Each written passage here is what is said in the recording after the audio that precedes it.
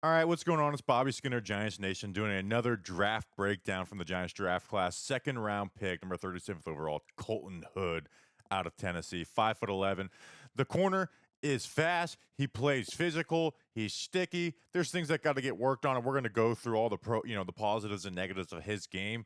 But he's someone who can just kind of hang with these guys, and I think with a little more discipline in zone coverage can be a playmaker there because his ability to be springy and pounce on plays is there. I just want to see him activated a little bit more. So we're going to get into this. We're going to start with his press man coverage, which I think is the best part of his game. First, like and subscribe. These videos have just been getting screwed up by the YouTube demonetization and unclaimed and all that stuff. So make sure to like and subscribe. That's what makes these things worth it. So let's get into it. First play down here at the bottom. Sometimes they don't have the arrow, and I'm going to have to do that for you. So what we're going to look at first is just his man coverage on in breaking routes, and that's where I think it's his best. That's where the NFL money is made is on these in breaking routes. So down here, man coverage, right? And so you just watch that play and say, oh, sticky, right? Good coverage. But what I like about it, and you'll see it consistently, is the fact that this receiver, what he wants to do is run a dig route, right? So he wants to get inside release, right? Get vertical, and then bam. That's what he wants to do. Well, let's let this thing play out a little bit. We're way off of that line that we wanted to stay on. Way off of that line. Well, that's where the athleticism, the physicality for Hood is where it's like, hey, on top of him. That's a speedy receiver in Dion Burke. Stay on top of him, right? Matching with him. And so that number one squeezes him in, gets him off his track. But that also stops the wide receiver from using separation tactics, right? He can't throw really a shoulder, a foot jab at the top of the route, right? He can't get on top of COlton Hood and throw a head fake to try and pull his leverage. So this is where COlton Hood is just able to control the rep. Like he has full control of this rep from playing corner where you're more passive, on the pass, usually on the passive end of the rep. Here against the Florida Gators. I mean, we're just ruining this play for this receiver. Right? We get hands on him, right? We match with him, right? We slide with him. I mean, we're just it's a little physical, right at that 5 yard mark, but that's I think that's going to last in the NFL as long as you start the rep with it. Right? Just in him, getting him off his route. He can't do anything. Sticky coverage. Right? Quarterback rather, throwing the double coverage and then get to that backside in cut. Next play down here at the bottom against Ryan Williams. Right, this guy might be a first rounder in next year's draft. Same thing. Get hands on him. He's got like 31-inch arms, which is solid. Get hands on him. Athletic, squeezing him inside. Right, control the play. On some crossing routes right here against Ryan Williams. All right, obviously get the reroute help.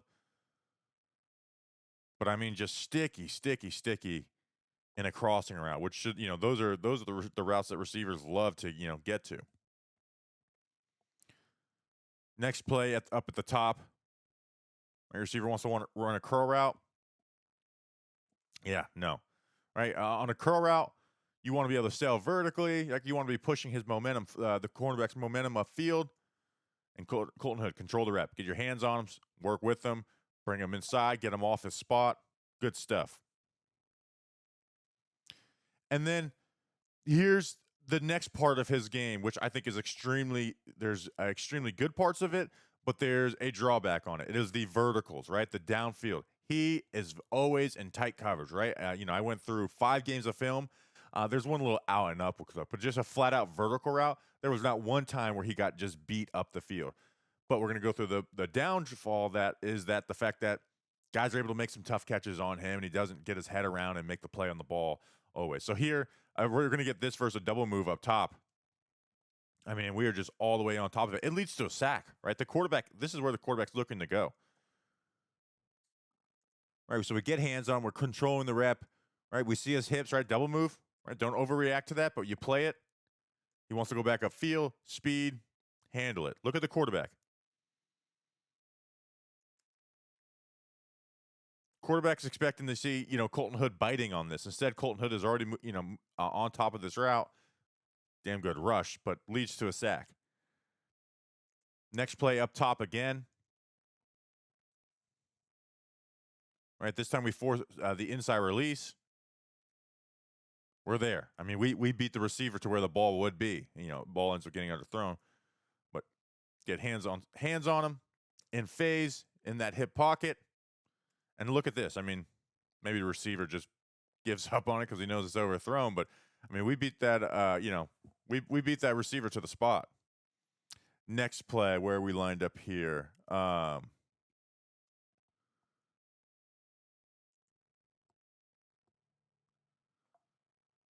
Here. Sorry, excuse me. Down here at the bottom. Right. So this time, this is a solid release by this receiver, but just his ability to recover quickly and get in good coverage position. Right. Like this good release by this receiver. Right. COlton Hood's already playing with outside leverage, but we pull his leverage outside a little more. Right. We miss our jam. Receiver plays through it, but just immediately recognize loose hips, fast. There. Never let the quarterback even think about it. Another sack for the Vols. Down here at the bottom. This is good coverage. Ends up being a catch. This is the one that I kind of have the most grace for because this is just a beautiful throw on the outside shoulder. But what happens is, we go to get hands on him. Ryan Williams chops that left hand off. But we're still, we are in good coverage here. And we look for the ball, but at some point you gotta feel the receiver fading to the outside. And also a little thing I remember learning from old coach Jerome Henderson is on these passes, you want to fight with your right hand, right? You want to pull at that right hand to swat your hands. And when you pull that left hand, it might feel more natural, but you get just a less chance of, getting that hand in the catch space, right? You want to fight with that right hand to chop at his arms. But again, that's the one I have the most grace for, but I wanted to put it on here. Next play, up at the top. Good coverage. Back shoulder. Right? Very good coverage. Right? We get hands on him. We squeeze him to the sideline. But you got to read that wide receiver's eyes. That ball is coming back. He's got the ability, right? We flip, we're able to locate that ball and find it. We should be having that as a pass breakup. Instead, ends up turning into a back shoulder catch. Right. And we know we've seen it before. Like if you get that type of reputation, that's what they'll do on third down. Next play here at the top. Another back shoulder. This time just the receiver's not able to make the play. But we're working upfield so vertically, right? We got the speed we want to cover that we're overextending vertically that the ball's here and we're upfield. Again, bad throw, not a great leap from that player. And then this pass interference on a 3rd and 10 against Ryan Williams.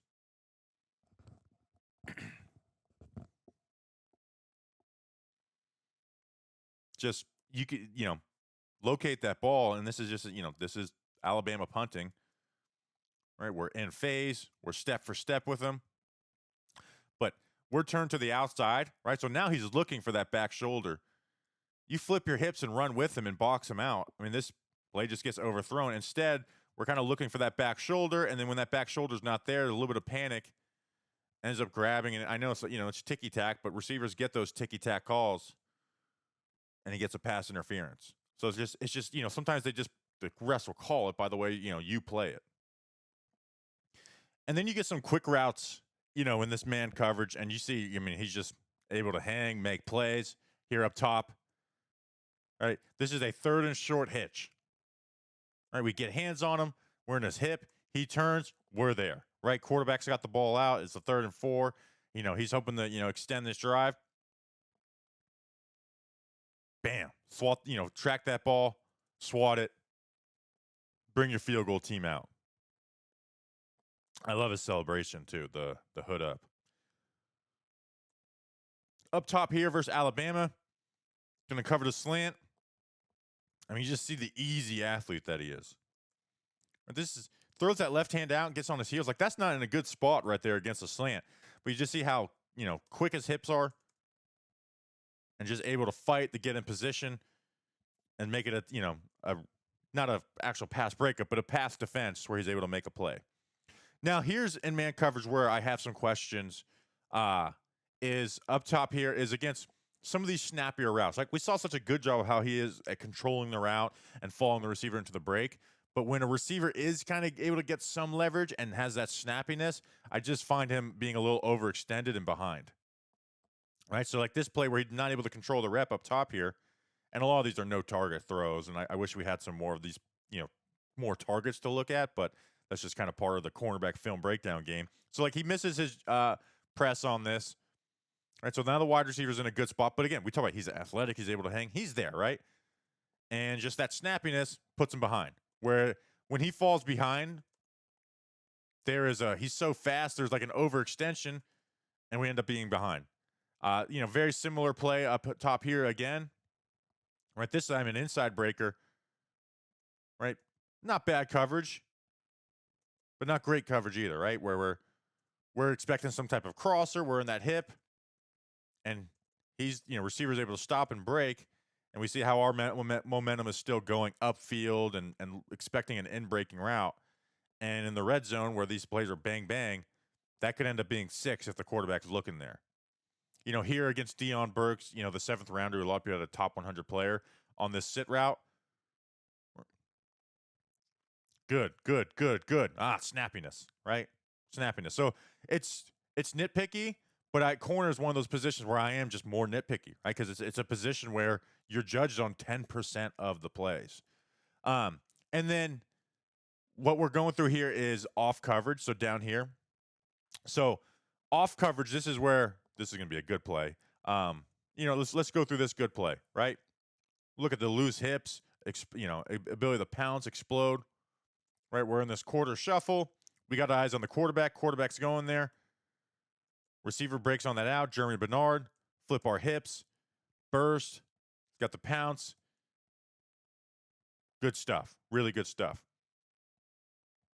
But from off coverage up top here, this is something that is, I think, right now not good, but also, this is fixable. Doesn't, is and will be are not the same thing, but this is, I think, pretty fixable with good coaching and a player that has buy-in, right? There's no physical ability here. It's just being a little more patient. So we're up top here, right, on this out route. Again, no target here. Right, you're in off coverage, right? He's used to playing in press man. You're in off coverage. At this point, he's too athletic to be turning his hips and running upfield. I mean, that just makes it easy for the receiver. So now the receiver just needs to play into you and then make his break. And now you're in a bad spot where now you get turned around. Right, and you see the athleticism, like he's not burnt or, cooked or anything, but it's just stay patient, right? Stay square on top of it. Force that receiver to declare before worrying about getting beat over the top. Down here at the bottom, there's like this, dig post option. Right, this is I'm pretty sure this is Brendan Thompson, who's a fast receiver.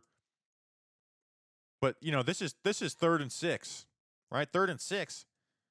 We got to be ready for a play at the sticks or something. But with this type of cushion, there's just no reason for us to be turned like this.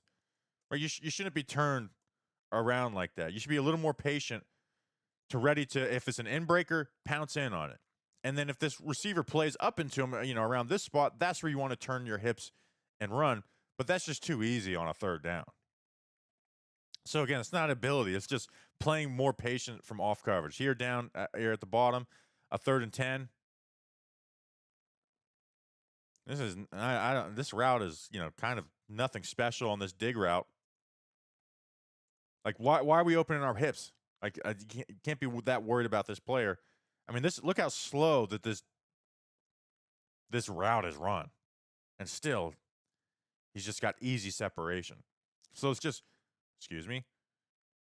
just trust your speed. Know where the sticks are, because you just make it easy for this, because where it's like you're expecting a vertical or a back shoulder, and instead, you got a receiver wide open where a ball that should be completed.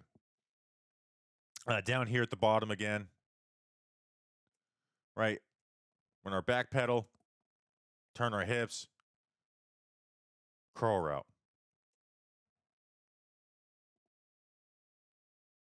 Again, play with more patience. You can stay in your back pedal, but just be ready to pounce. Once you open up your hips, there's no going back, and they get that curl. I love the tenacity to come up and try and make the play. We just got to play with a little more patience. Down here at the bottom against Arkansas, right? This is a 3rd and 12. Now this is a zone coverage, right? It's quarters, like you want to protect over the top here, but this is a 3rd and 12. And we're bailing at this point, and he's running a curl route, or sorry, a 2nd and 12. And now he's got an easy first down, right? An easy pitch and catch first down.